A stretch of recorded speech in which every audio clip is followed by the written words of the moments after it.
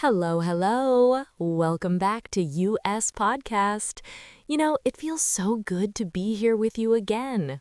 Hey everyone, Sarah's right. We genuinely look forward to these conversations with you. There's something special about knowing you're out there, maybe drinking your morning coffee or taking a walk, trying to improve your English. That takes courage.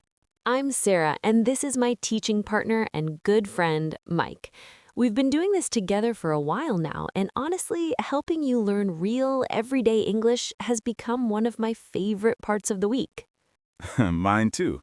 And hey, before we dive in, if you're finding these lessons helpful, we'd really appreciate it if you'd click that like button and subscribe. It truly helps us reach more English learners like you. Today, we're tackling something that actually came up at a dinner party I went to last week. Someone asked me, "So, Sarah, how was your year?" And I just froze for a moment. A whole year. How do you summarize an entire year in English when it's not your first language? That's what we're exploring today. It's such a common question, isn't it? And it matters because talking about your past experiences is how you connect with people, is how friendships deepen. So we're going to start with just a casual chat between the two of us, then break everything down so you can use these same patterns for your own life. We'll practice together, look at keywords, and by the end, you'll have the confidence to share your own story. Sound good? Let's jump in. So, Mike, before we talk about the whole year, tell me about your weekend. How are you feeling today? You know what? I'm actually feeling really good. I have one of those rare quiet weekends where I didn't set an alarm even once. It was just peaceful. Oh, I love those weekends. What did you end up doing? Saturday, I finally finished this book I'd been reading for weeks. I kept starting it, then life would get busy. But Saturday afternoon, I just sat in my reading chair with tea and finished the last 100 pages. Felt like such an accomplishment. That's wonderful. There's something satisfying about closing a book you've been working through. Exactly. Then Sunday, I called my family back home. We talked for almost an hour, which we don't always make time for. How about your weekend? Mine was the opposite of quiet, but in a good way. Saturday morning, I met up with some friends for coffee. We said we'd just grab a quick cup. 3 hours later, we were still sitting there, talking and laughing. Time just disappeared. Those are the best kinds of conversations. They really are. But see, that's the thing. Talking about what happened last weekend is easy because it's fresh in our minds. Today, we're asking ourselves to think bigger. A whole year. That feels like looking back at this long, winding path. It does. And I think that's why people sometimes struggle with this question. Your brain is trying to sort through 365 days and pick out what matters. Right, but here's what I've learned. You don't need to remember every single day. You're not writing an autobiography. You're just sharing the highlights, the moments that stayed with you. The moments that changed you, made you laugh, or taught you something. Exactly. So let's try it. Let's talk about our last year together. Naturally, the way we actually would with a friend. And everyone listening can hear how these conversations really flow. All right, so we're really doing this. Talking about our whole last year. I have to admit, it feels vulnerable in a way. You're about to hear about my successes and my failures. But that's what makes it real, Mike. That's what makes it a story worth listening to. True. Okay, where do I even start? I guess when I think back to last January, the first thing that pops into my head is actually New Year's Eve. Do you remember that night? Of course I do. Maya's party. How could I forget? It was one of those perfect winter nights. Outside, the world was covered in fresh snow, everything quiet and white. But inside Maya's house, it was all warmth and laughter. We played those silly board games, and I remember you absolutely destroying everyone at charades. I did. I was on fire that night. Fondly. When midnight came, we all counted down together, standing in her living room with our glasses raised. There was this feeling of possibility, like the new year was this blank page and we could write anything on it. That's such a beautiful way to put it. It was a happy beginning. It was. Then January settled into its normal rhythm for me. Back to work, back to routine, nothing dramatic. But February changed things. The meeting with your manager. Yes, I remember getting that email. Can we talk tomorrow morning? My stomach dropped. I barely slept that night, convinced I was in trouble. I remember you called me that evening. You were so anxious. I was terrified, but when I walked into her office, she smiled and said, "I have a proposition for you." She wanted me to lead a new project, not a huge team, maybe 5 or 6 people, but it was an important initiative for the company. That's wonderful, though. That's a big vote of confidence. It was, and I said yes immediately, even though inside I was thinking, can I actually do this? So from February on, that project became my life. I thought about it constantly. Some nights I'd wake up at 3 in the morning with ideas or worries. Gently, but from where I was standing, watching you, you seemed to grow into that role. I saw your confidence building week by week. That means a lot. What about your February? I remember you weren't feeling well. Oh, February was rough for me. I caught this terrible cold that just wouldn't go away. I spent an entire week on my couch, wrapped in blankets, drinking endless cups of tea, and watching old movies I'd seen 100 times before. That sounds miserable. It was, but you know what? Being stuck at home like that gave me time to think. I realized I'd been so focused on work that I hadn't done anything creative or fun for myself in months. So when I finally felt human again, I started researching cooking classes. That's when you decided to learn to cook properly. Exactly. I found this beginner's course starting in March. The first day, I walked into that kitchen classroom feeling completely out of place. Everyone else seemed to know what they were doing, and I was standing there wondering which knife to use for what. But you stayed with it. I did. I made myself smile, ask questions, admit when I didn't understand something, and slowly, people started helping me. The teacher was patient, my classmates were kind.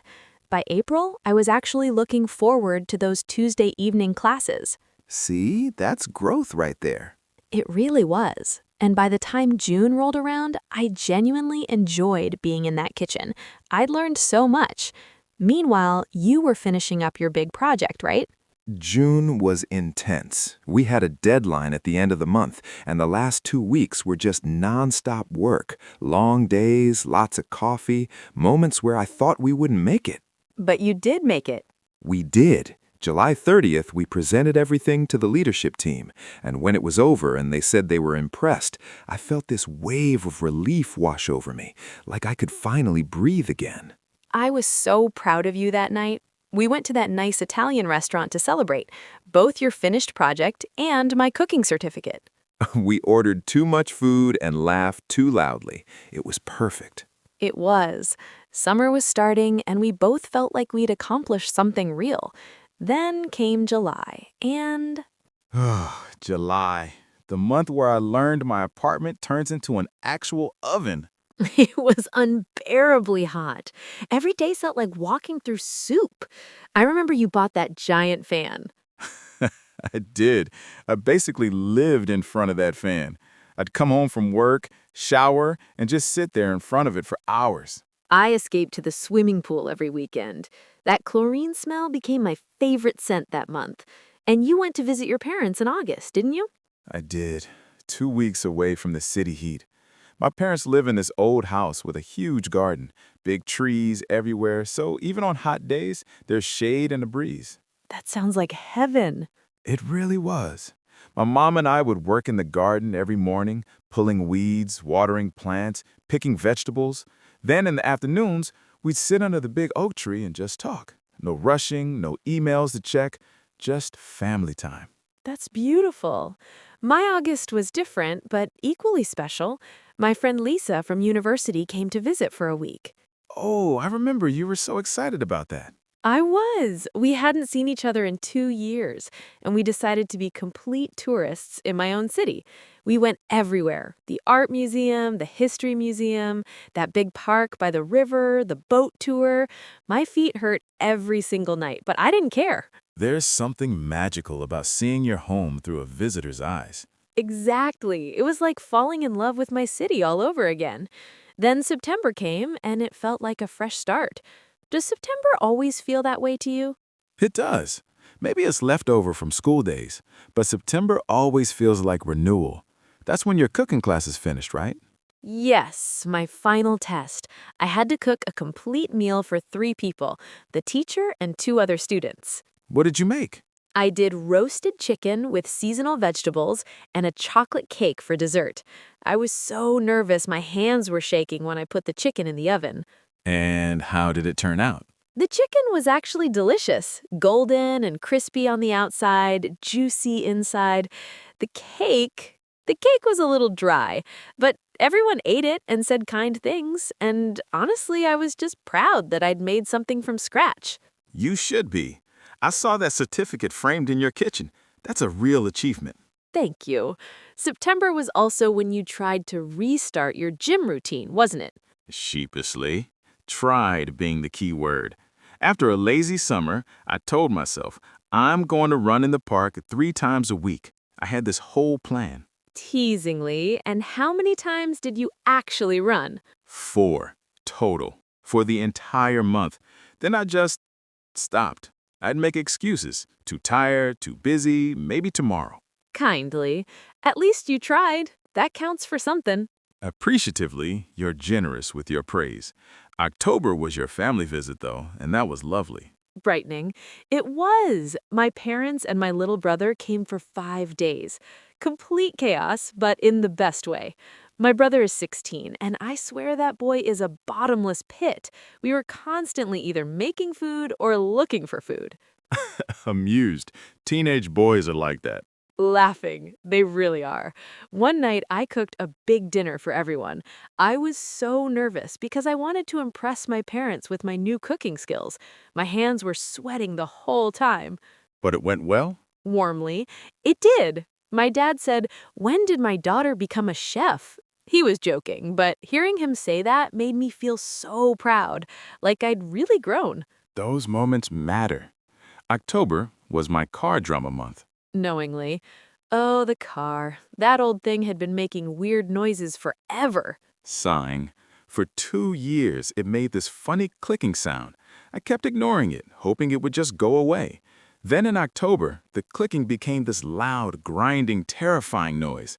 I took it to the garage, and the mechanic looked at me and said, "It's time, buddy." So you had to car shop. With exhaustion. 2 weeks of my life spent looking at cars, researching, comparing prices. I hate shopping for big things like that. But you found a good one. Satisfied. I did. A small blue car, very reliable, good gas mileage. Driving it off the lot, I felt incredibly adult, like I'd made a real grown-up decision. Fondly. November came next, and I always find November to be this quiet, reflective month. The days get short and dark early. Agreeing. November is cozy, though. I remember spending a lot of time reading that month. I discovered this fantasy book series, and I just dove in, read 3 books in a row. Impressed. That's dedication. It was escapism, honestly. The world outside was cold and dark, but in these books, there were adventures and magic. My weekends were simple, cleaning my apartment, watching TV series, meeting you for coffee occasionally. Sometimes simple is exactly what we need. And then December arrived with all its chaos. December is always overwhelming. Christmas shopping, sending cards, decorating, trying to see everyone before the year ends. And you got sick right before Christmas. Don't remind me. A terrible throat infection. I completely lost my voice for 2 days. I had to cancel all my plans. I was so disappointed because I'd been looking forward to all these gatherings. But you recovered just in time for Christmas Day. Barely. We had that dinner at your friend's house. I remember sitting at that long table, surrounded by good food and kind people, and just feeling grateful. It was a lovely evening. Good way to end the year. What about the last week of December for you work-wise? Reflectively, we had our annual review meeting.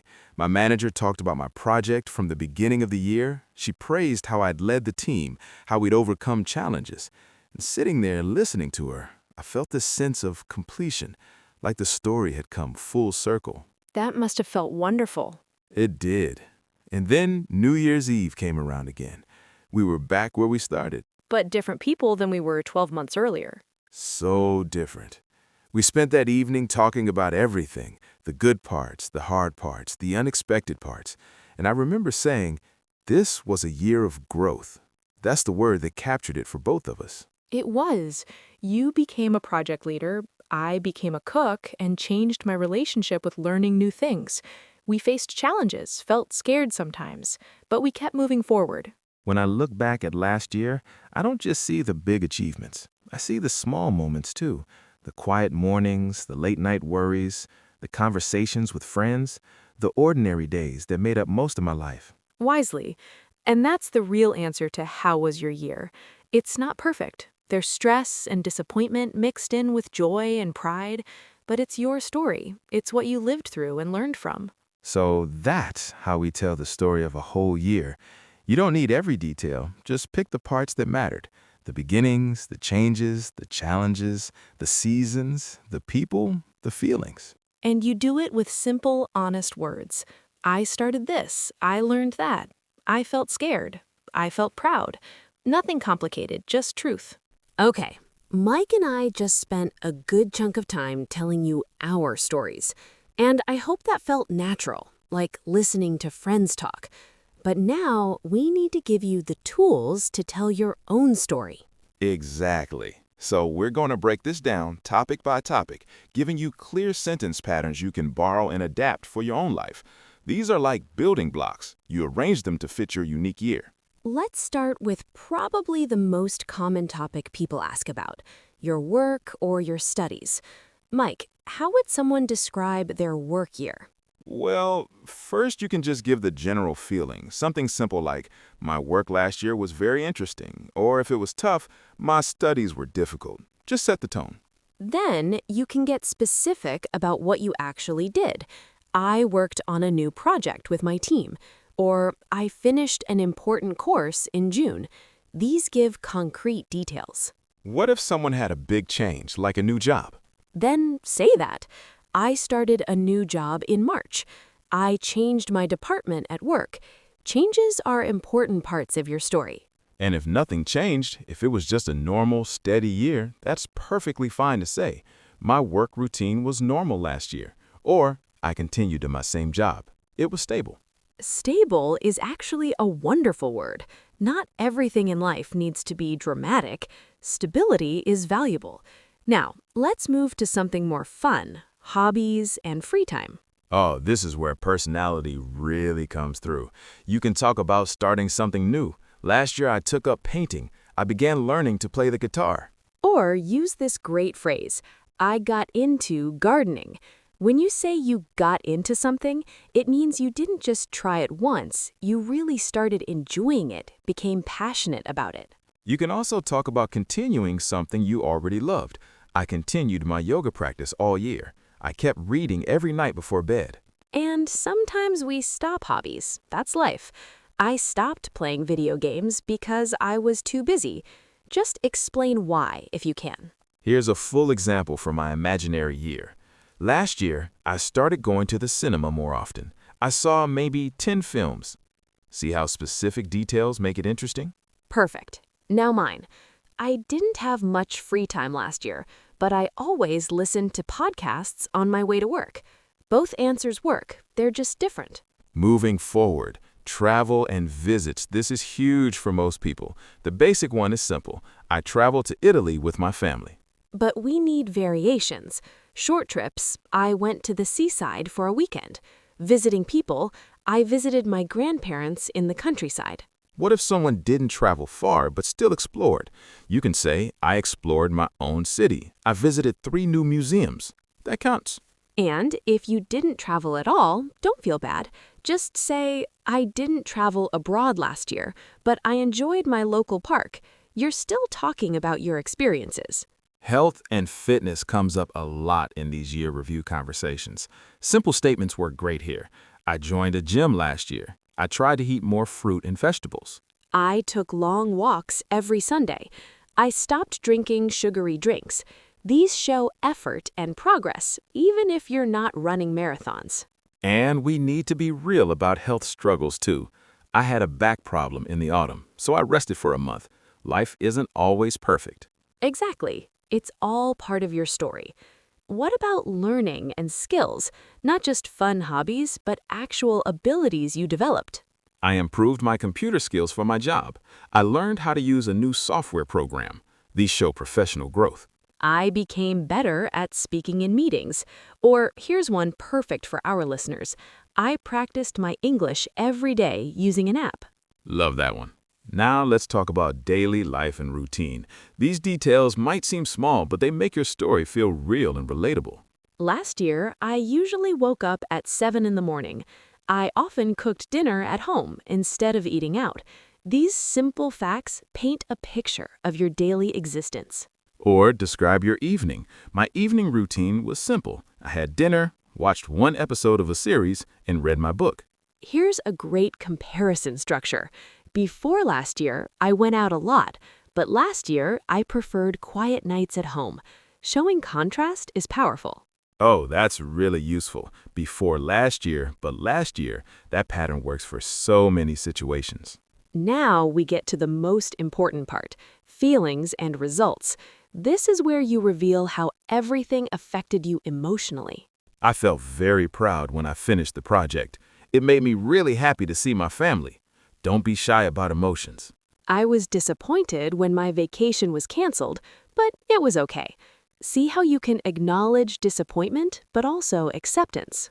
Learning to cook was challenging at first, but it became very satisfying. That shows the journey, not just the destination. Finally, the overall summary. How do you wrap everything up? Overall, it was a year of learning for me.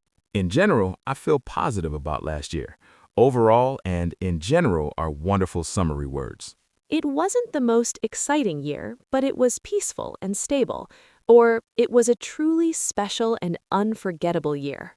Let's practice this right now. Sarah, pretend you don't know me. Ask me about my last year. Of course. So, Mike, tell me, how was your work last year? My work was quite busy last year. I worked on several small projects. I didn't change my job, but I improved my communication skills. It felt good to grow in that way. Nice. What about your free time? I took up a new hobby, photography. I didn't travel abroad, but I visited my best friend in another city. It was wonderful to see her after so long. How about your health? I joined a gym, but honestly, I only went for a few months. I stopped because I got busy, but I continue to walk everywhere. Walking counts, right? Absolutely. And how do you feel about last year overall? Overall, I feel good about it. It was challenging at times, but I learned a lot. I feel proud of the small steps I took, even when they didn't seem like much at the time. See how natural that sounded? Mike just used all those building blocks we gave you, but it came out like a real conversation, not a script. That's because these patterns are how English speakers actually talk. We're not teaching you textbook English. We're teaching you real-life English. So take these sentence building blocks. Write down 5 or 6 that feel true for your life.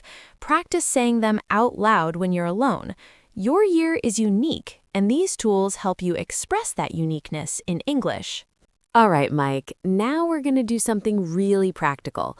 We're going to give our listeners a complete toolbox of phrases, 50 expressions they can pick from when telling their story. We're not just going to list them randomly. We're organizing them by purpose, so you know exactly when to use each phrase. Think of it like a well-organized toolbox where everything has its place. Perfect analogy. Let's start at the very beginning, how to set the tone for your whole year. The simplest opener. My last year was good. 3 words, clear message, easy to say. It was a busy year. Almost everyone can relate to this one. The opposite end. It was a quiet year. Not boring, just peaceful, without major drama. Now, talking about how you started the year. I started the year with a vacation. That's how you did it. I began learning something new. This shows initiative and curiosity. I decided to get healthier. This is about intention, about making a choice for yourself. Now, work and studies. This is where a lot of people spend their energy. I worked on a big project. I finished an important course. That's an accomplishment worth mentioning. I changed my job. This is huge, a major life change in just 4 words. I got a promotion at work. This shows recognition and growth. Moving to personal life and family, I visited my family. I spent more time with my friends. Sometimes the best changes are about prioritizing relationships. I traveled to Spain, or insert whatever place matters to you. I met my friends often for coffee. These small, regular moments often mean more than we realize. Hobbies. I've read some good books. I watched interesting movies and TV series. Don't underestimate the value of entertainment in your life. I listen to a lot of music. Music is part of our emotional landscape. I joined a gym, the classic New Year's resolution phrase. I played a sport like football or tennis. Being specific makes it more interesting. I tried a new hobby like photography. Trying something new deserves recognition. Now, health matters. My health was good overall. But being honest, I was sick for a week in winter. Health struggles are part of life. I tried to eat better. Notice that word tried. It shows effort without claiming perfection. I felt more energetic by the end of the year. This shows positive change over time. Weather and seasons affect us. The weather was terrible last summer. We had a beautiful warm spring. Weather memories stick with us. I had a good time in the spring, connecting seasons to emotions. Last winter felt very long. Everyone who's lived through a harsh winter understands this. Now, the deep stuff, achievements and difficulties. My biggest achievement was passing my driving test. A difficult moment was when I was between jobs. Being vulnerable about struggles is brave. I felt very happy when I saw my old friends, naming specific moments of joy. I was proud of my team at work. Pride doesn't have to be selfish. It can be about others. I learned a lot about myself. This is a profound statement in simple words. Now, talking about time itself, I didn't have much free time. Or the opposite, I had a lot of free time to relax. My daily routine was very simple. Give an example. Every day I went to work, then went home. Sometimes life is that straightforward. After work, I usually relaxed and watched TV. The word usually shows a pattern. On weekends, I often went off for walks. Often suggests regularity without saying always. Getting specific, time markers are crucial. In January, I started my new hobby. By December, I could speak a little better. That word by shows you arrived at a point through time. For things that didn't happen, I didn't travel abroad. I didn't have any big changes, and that's perfectly valid. Some things, like my job, stayed the same. Continuity is part of your story, too. Now, memories, the sweet stuff. My favorite memory is from our summer trip. I will always remember the birthday party you made for me. These moments stay with us. Time progression phrases. At the beginning of the year, I was nervous. In the middle of the year, things got very busy. By the end of the year, I felt tired but happy. See how that tells a whole story? Summary sentences. How to give your final opinion. Overall, it was a positive year for me. It was a challenging year, but I grew a lot. Challenge plus growth, that's a complete thought. It was an ordinary year, and I enjoyed the simplicity. Sometimes ordinary is beautiful. It was a special year because of my new family member. Maybe a baby, maybe a pet, both count. And the personal conclusion. I'm happy with how my last year went. Simple satisfaction. Now, I know we just threw 50 phrases at you.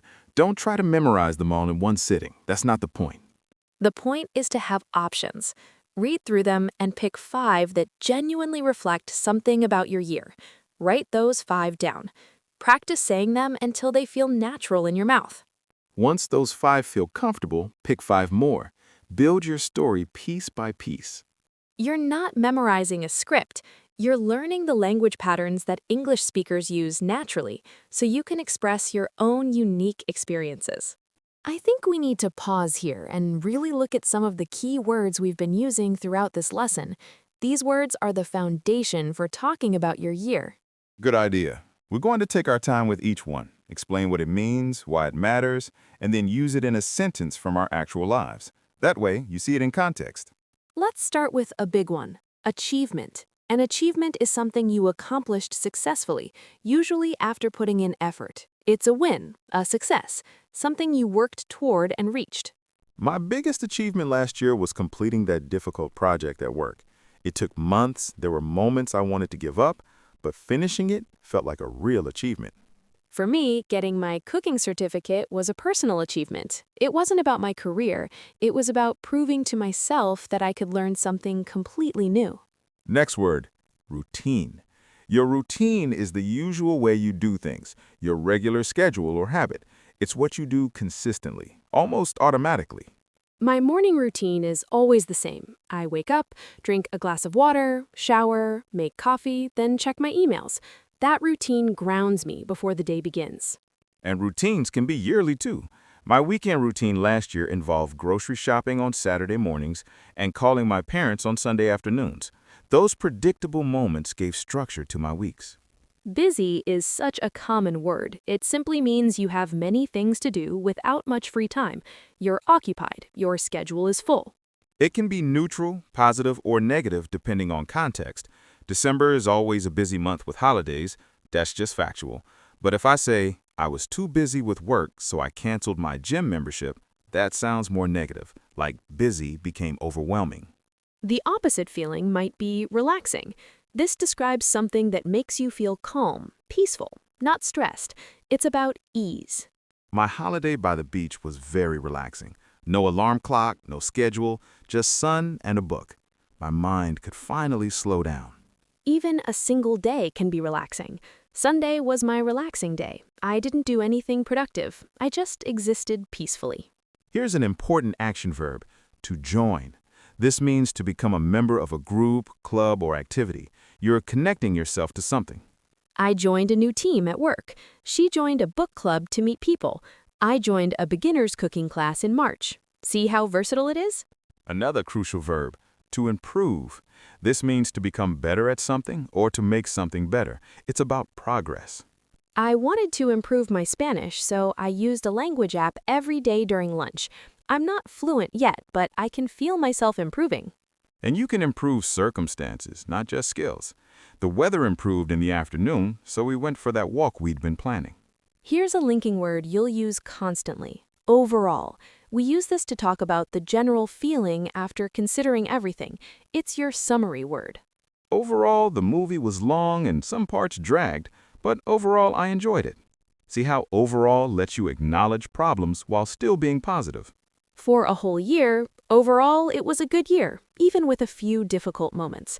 That one word signals you're giving your final judgment. Challenging is beautiful because it describes difficulty in a growth-oriented way. It means hard, but in a way that tests your abilities and makes you stronger. My new job was challenging for the first few months. It was genuinely hard. I struggled. I doubted myself. But that challenge made me learn and grow. Running a marathon is physically challenging. It's tough, your body hurts, but people do it specifically because the challenge creates achievement. Now, a tender word. Memory. A memory is something you remember from the past, an experience that stuck with you. It can be good, bad, or bittersweet. My favorite memory from last year was our trip to the mountains. I can still see that sunset, still feel the cool air. It's a moment my mind keeps and treasures. You can also say, I have very happy childhood memories of baking with my grandma, the smell of cookies, her patient teaching. Those memories shaped who I am. Skill is practical. A skill is an ability to do something well, usually because you learned it or practiced it deliberately. Cooking is a useful skill. Communication is an important skill at work. Problem solving is a valuable skill in life. Last year, I developed my problem-solving skills during that project. I learned to approach obstacles differently, to think creatively under pressure. To cancel simply means to decide that something planned will not happen. Plans change, and this word expresses that. We had to cancel the picnic because of the rain. The event we were excited about got canceled. I canceled my dentist appointment because I was sick. It happens in life. Now a feeling word. Proud. This is the emotion you feel when you or someone you care about does something good, something worthy of respect. I felt very proud when I cooked my first full dinner for friends, not because it was perfect, but because I learned something difficult and shared it with people I love. My parents are proud of my sister for graduating university. They see all the hard work she put in, and they feel pride in her accomplishment. Two crucial time phrases. at the beginning, and by the end. We use these to frame a period and show change. At the beginning of the year, I was full of energy and ambitious goals. I thought I could do everything. By the end of the year, I felt tired but satisfied with what I'd actually accomplished. See the journey from start to finish? Ordinary means normal, not special or different. And here's the thing, it's not a criticism. Ordinary can be beautiful. It was an ordinary Tuesday. Nothing special happened. I worked, came home, made dinner, watched TV, and that was okay. I enjoy the ordinary moments. A quiet coffee on my balcony, the familiar walk to work, the routine of my evening. Those moments make up most of life, and they're valuable. The opposite, special, this means not ordinary, important in some way, different and better. My birthday is a special day for me. It's the one day a year I let myself feel celebrated. We made a special dinner to celebrate the achievement. We didn't just eat, we created a moment worth remembering. Goal is powerful. A goal is something you hope to achieve, an aim or target you're moving toward. My goal last year was to read 12 books. I only read 7, but having that goal motivated me to read more than I would have without it.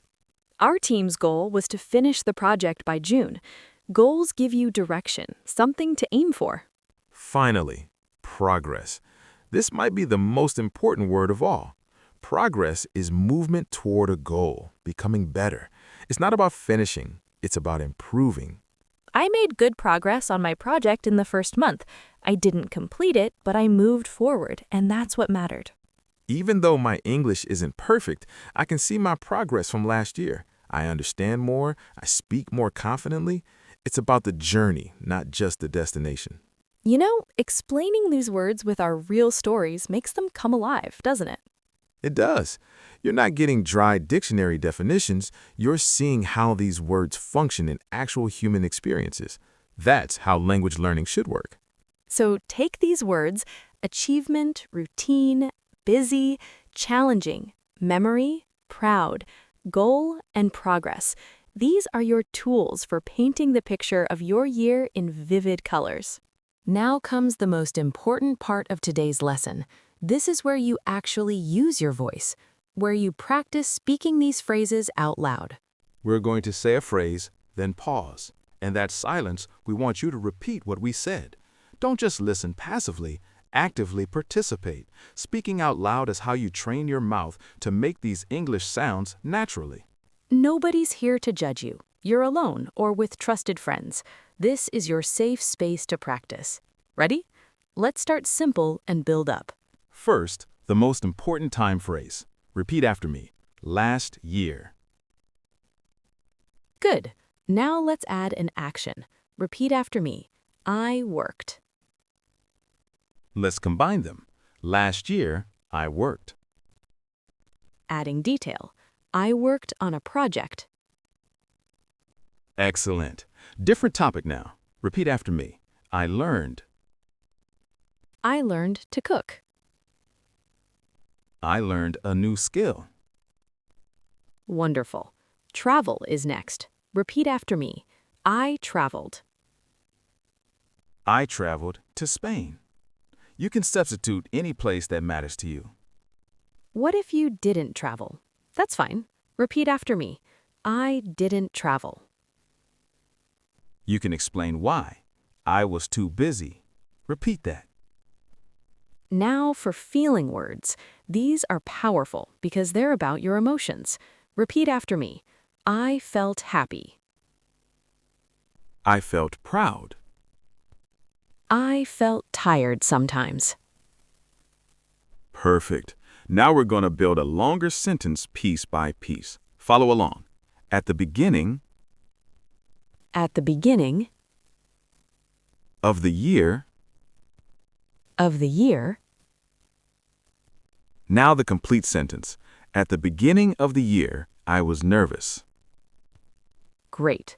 Now the other end of the year. By the end. By the end of the year, By the end of the year, I felt confident. you're doing so well. Let's practice a question someone might ask you. Repeat after me. How was your year? And a simple answer, it was good. Or add detail. It was busy and fun. Free time is important to talk about. Repeat. In my free time, In my free time, I read books. I watched movies.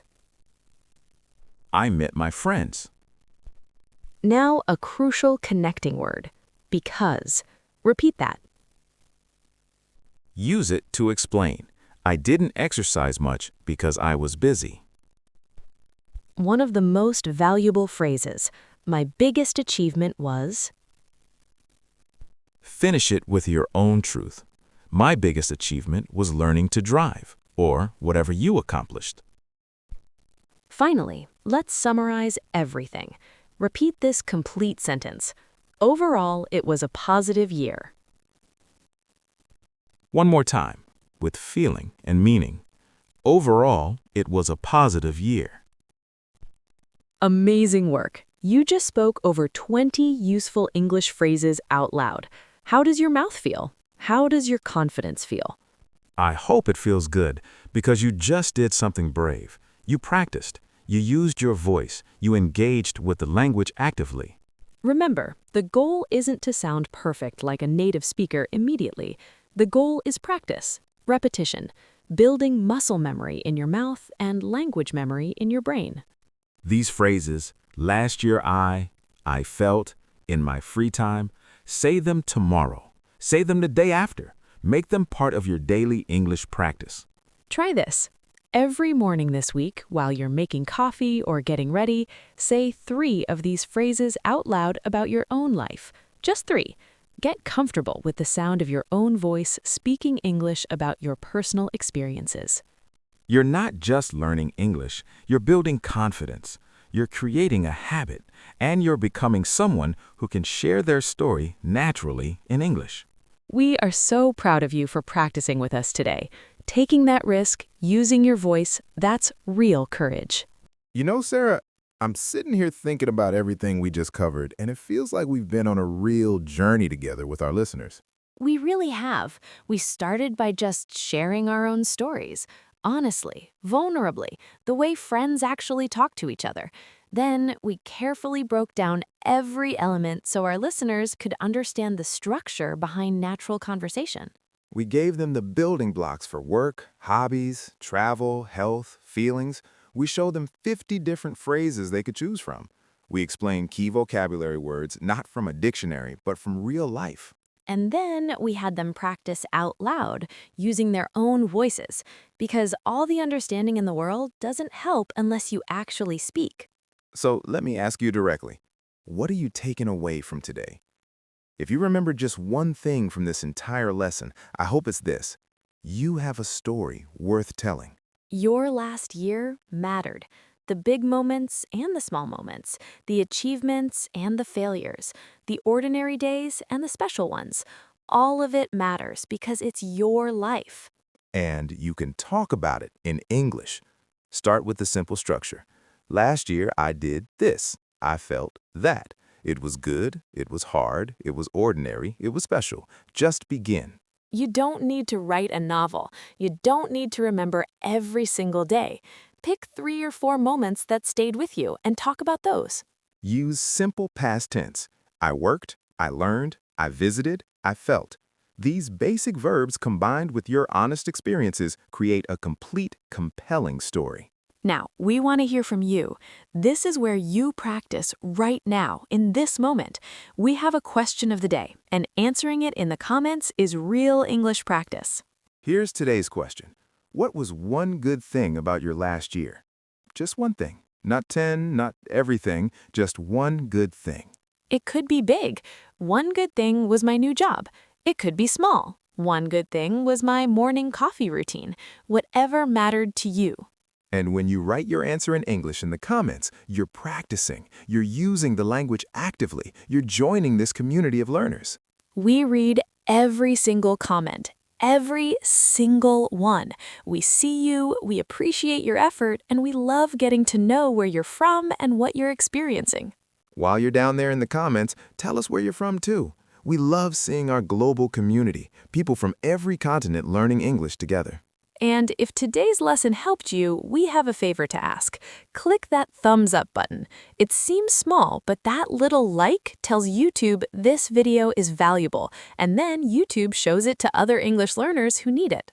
We pour our hearts into these lessons. Every phrase we choose, every example we give, every bit of encouragement, it all comes from genuinely wanting to help you succeed. And if you haven't subscribed yet, please do that now. It's completely free, and it means you'll never miss a lesson. And hit that bell icon. That ensures you get notified every time we post something new. We have so many more practical lessons coming. Should we give them a hint about the next lesson, Mike? Well, I can't say exactly what it is, but I can tell you it's another everyday topic that everyone needs. Maybe talking about your future plans, or describing where you live, or how to have a conversation at a restaurant. You'll have to subscribe to find out. But really, we create these lessons with so much care because we know learning a language is genuinely hard. Some days you'll feel confident, other days you'll feel discouraged. Be patient with yourself. Celebrate small victories. If today you can say, "Last year I worked and I traveled," that's a victory. You're expressing complex ideas about your life in a second language. That's remarkable. You don't need to tell a perfect story the first time you try. You don't need to use all 50 phrases we taught you. Start with 3. Get comfortable with 3, then add 3 more. Keep talking. To us in the comments, to yourself in front of a mirror, to a patient friend, even to your pet. Every time you use English, you're improving. Your voice speaking English is a beautiful thing. Your accent, your unique way of expressing yourself, your courage to try, all of it is valuable and worthy of pride. We are genuinely proud of you for watching this entire lesson, for practicing with us, for taking your English learning seriously, even when it's difficult. Thank you for giving us your time. Thank you for your energy and your willingness to learn. Those things matter more than you know. From both of us, take care of yourself. Be kind to yourself. Celebrate your progress, no matter how small it seems. Keep practicing, keep speaking, keep building your confidence one sentence at a time.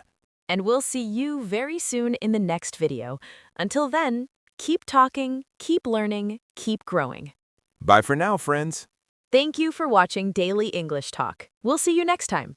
Warm music swells gently, then fades.